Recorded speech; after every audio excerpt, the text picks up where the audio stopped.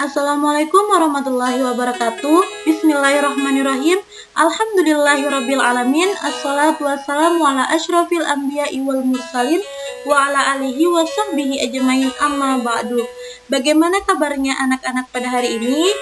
Semoga anak-anak selalu dalam keadaan sehat dan selalu dalam lindungan Allah Subhanahu wa taala. Baik, pada kesempatan hari ini Ibu akan menjelaskan sebuah media pembelajaran yang dimana media pembelajaran ini Ibu buat dalam bentuk PowerPoint. Terkhususnya media pembelajaran ini untuk pembelajaran pendidikan agama Islam, yang mana media pembelajaran ini banyak sekali manfaatnya kepada anak-anak semua, yaitu peserta didik lebih mudah memahami materi pembelajaran, peserta didik tidak bosan dengan materi pembelajaran atau media pembelajaran yang itu saja, dan peserta didik juga mampu mengikuti perkembangan teknologi yang ada sehingga dapat menambah wawasan peserta didik yang aktif, efektif, dan efisien.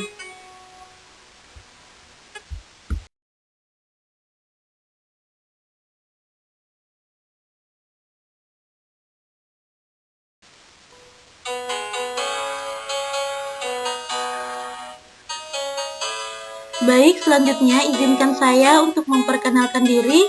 Nama saya Fitri Sendayanti dengan NIM 1911101192 dengan jurusan Pendidikan Agama Islam, Fakultas Tarbiyah dan Ilmu Keguruan, Universitas Islam Negeri Sultan Haji Muhammad Idris Samarinda.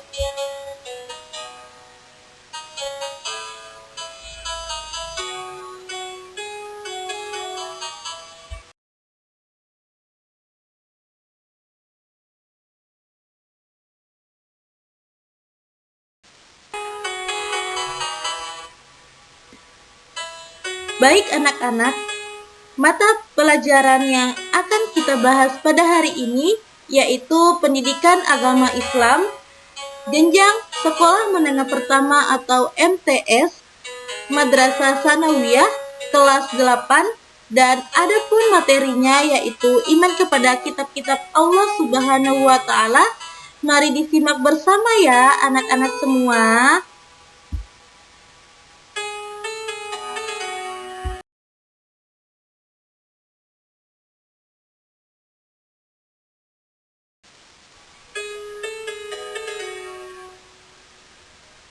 Baik anak-anak, di sini Ibu akan menjelaskan pengertian iman kepada kitab-kitab Allah Subhanahu wa taala adalah mempercayai dan meyakini sepenuh hati bahwa Allah Subhanahu wa taala telah menurunkan kitab-kitabnya kepada para nabi atau rasul yang berisi wahyu Allah untuk disampaikan kepada seluruh umat manusia.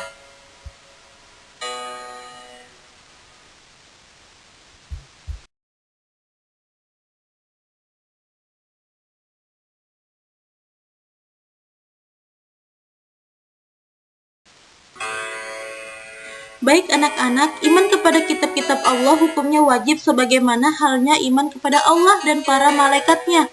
Allah Subhanahu wa taala berfirman dalam Quran surah An-Nisa ayat 136 yang berbunyi, A'udzubillahi minasyaitonir rajim. Ya ayyuhalladzina amanu aminu billahi wa rasulihi wal kitab alladzi nazzala ala rasulihi wal kitab alladzi anzala min qabl wa may yakfur billahi wa malaikatihi wa kutubihi wa rusulihi wal yaumil akhir faqad dhalla dhalalan ba'ida, yang artinya, wahai orang-orang yang beriman, tetaplah beriman kepada Allah dan Rasulnya Muhammad dan kepada kitab Al-Quran yang diturunkan kepada Rasulnya, serta kitab yang diturunkan sebelumnya. Barang siapa ingkar kepada Allah, malaikat-malaikatnya, kitab-kitabnya, rasul-rasulnya, dan hari kemudian, maka sungguh orang itu telah tersesat sangat jauh.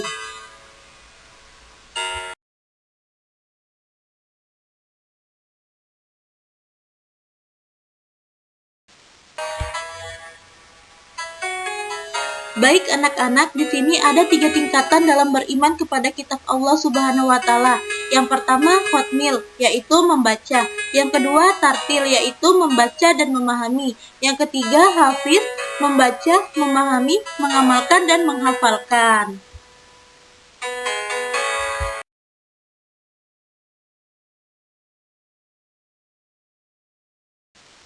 Baik anak-anak, selanjutnya yaitu kitab-kitab Allah, yang dimana kitab-kitab Allah ini terdiri dari 4 kitab. Yang pertama, kitab Taurat, yang dimana kitab Taurat ini diturunkan kepada Nabi Musa alaihissalam. Yang kedua, kitab Zabur. Kitab Zabur ini diturunkan kepada Nabi Daud alaihissalam. Yang ketiga, yaitu kitab Injil. Kitab ini diturunkan kepada Nabi Isa alaihissalam. Dan yang keempat, yaitu kitab Al-Quran, yang dimana kitab ini diturunkan kepada Nabi Muhammad Shallallahu Alaihi Wasallam.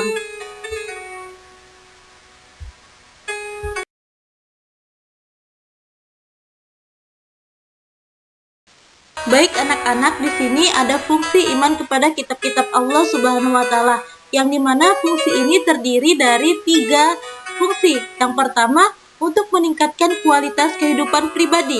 Yang kedua, untuk membangun kehidupan bermasyarakat. Dan yang ketiga, untuk menjalin kerukunan dalam hidup berbangsa dan beragama.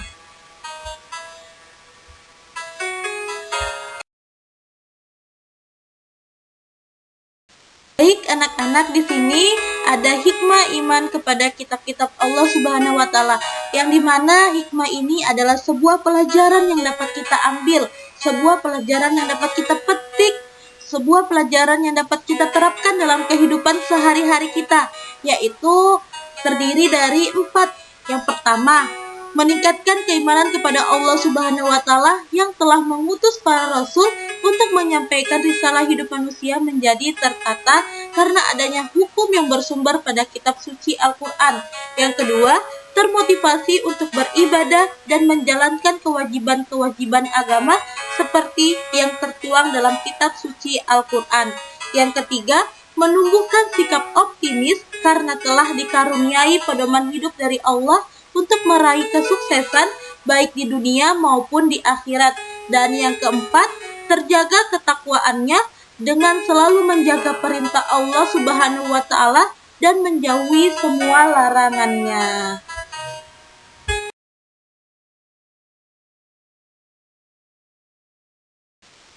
Baik anak-anak, setelah kita mempelajari hikmah iman kepada kitab-kitab Allah, nah di sini kita akan mempelajari penerapan hikmah iman kepada kitab-kitab Allah, yang dimana penerapan hikmahnya ini terdiri menjadi 2, yaitu meyakini kebenaran yang terkandung dalam kitab-kitab Allah dan meyakini bahwa kitab-kitab itu benar wahyu Allah, bukan karangan para nabi dan rasul. Jadi dengan adanya penerapan ini, kita dapat meyakini bahwa kitab-kitab Allah itu adalah sebuah wahyu Allah, bukan dari para nabi dan rasul. Seperti itu.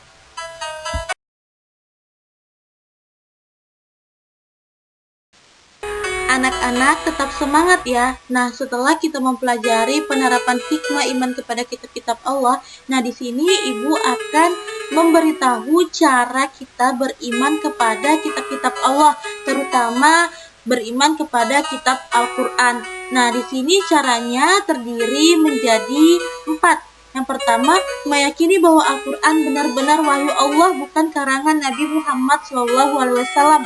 Yang kedua, meyakini bahwa isi Al-Quran dijamin kebenarannya tanpa ada keraguan sedikit pun.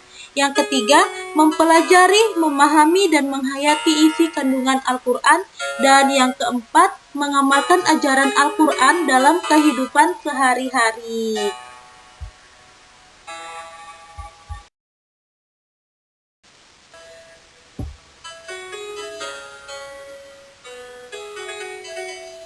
Baik, cukup sekian yang Ibu dapat sampaikan. Semoga materi yang Ibu sampaikan dapat bermanfaat untuk anak-anak semua.